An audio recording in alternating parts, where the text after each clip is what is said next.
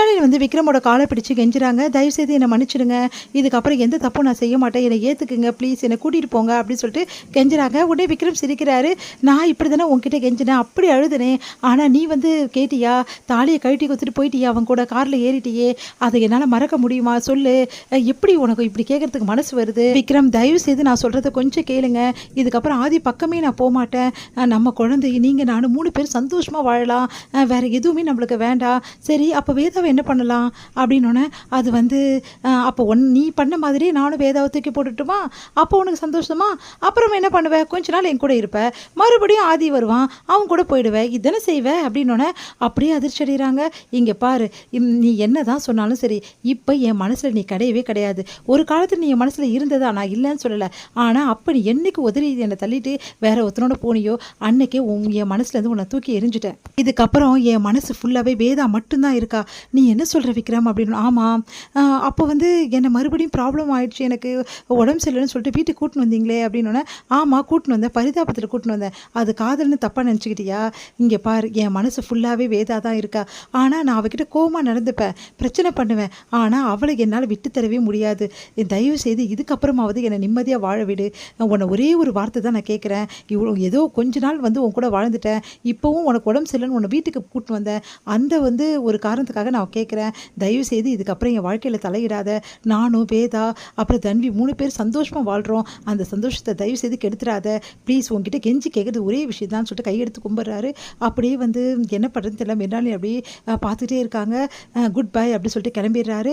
அடுத்து வந்து என்னாச்சு விக்ரம், எங்கே போயிட்டு வந்த அப்படின்னோடனே, சரி அதெல்லாம் இருக்கட்டும், உங்ககிட்ட ஒரு முக்கியமான விஷயம் சொல்லணும்.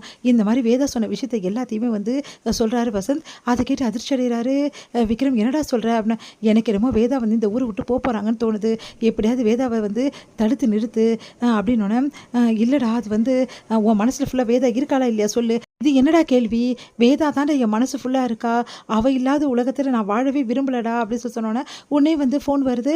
ஃபோன் வந்தோடனே வந்து அவங்க டாக்டருக்கு வந்து கால் பண்ணுறாங்க. இந்த மாதிரி வந்து வேதா சொல்லிட்டு போயிருக்காங்க, இதுக்கப்புறம் வந்து யாரையுமே நான் பார்க்க மாட்டேன்னு சொல்லிட்டு, உங்களுக்கு வேதாக்கு எதாவது பிரச்சனையான்றாங்க. எதுவும் இல்லை டாக்டர் அப்படின்னோடனே, அப்போ ஏன் வேதா வந்து இந்த மாதிரி சொல்லிட்டு போயிருக்காங்க அப்படின்னு சொன்னோன்னே, சரி அவளுக்கு குழந்தை பெற்றுக்கணும்னு ஆசை வந்துடுச்சு, அதனால தான் வந்து எங்களுக்குள்ளே பிரச்சனை அப்படின்றாரு. அப்படி வந்து என்கிட்ட சொல்லலையே குழந்தைய பற்றியெல்லாம், 2வது குழந்தை கேட்டேன், இப்போ அதுக்கு ஐடியா இல்லைன்னு தான் சொன்னாங்க அப்படின்னோடனே அதிர்ச்சியடைய விக்ரம். பாத்தியாடா நான் சொன்னேன்ல வேதா எப்படிப்பட்டவன்னு சொல்லிட்டு, நீ தாண்டா கேட்கல, முதல்ல போடா வேதாவை தடுத்து நிறுத்துறா வசன் சொன்னோன்னே, சரிடா அப்படி சொல்லிட்டு உடனே கிளம்புறாரு விக்ரம். விக்ரம் வந்து வேதா வந்து கரெக்டாக வந்து போகும்போது பிடிச்சிடுறாரு வேதாவை. பிடிச்சிட்டு வேதா கிட்ட, வேதா தயவு செய்து போகாத வேதா, நான் உன்னை விரும்புகிறேன் Veda, I love you Veda அப்படின்றாரு. அதை கேட்டு வந்து சிரிக்கிறாங்க நம்ம வேதா. என்னது ஐ லவ் யூவா, எவ்வளோ நாள் வந்து உங்ககிட்ட நான் சொல்லணும் இதை நினச்சிட்டு இருந்தேன், ஆனால் இப்போ நீங்கள் சொல்கிறீங்க. ஆனால் உண்மைதான், நீங்கள் தான் என் மனசு ஃபுல்லாக இருக்கீங்க, நானும் உங்ககிட்ட சொல்கிறேன் ஐ லவ் யூ விக்ரம். ஆனால் இதுக்கு எதுக்குமே அர்த்தம் இல்லையே விக்ரம், இதுக்கப்புறம் ஏன் வேதா அப்படிலாம் பேசுகிறேன். ஆமாம், இதுக்கப்புறம் என்ன அர்த்தம் இருக்குது சொல்லுங்கள். உங்களுக்கு நான் வேணும், இந்த குடும்பத்துக்காக நான் இருக்கணும், தன்விக்காக அம்மாவாக இருக்கணும், வீட்டில் மருமகளாக இருக்கணும், ஆனால் உங்களுக்கு ஒய்ஃபாக மட்டும் நான் இருக்கக்கூடாது, அப்படி தானே?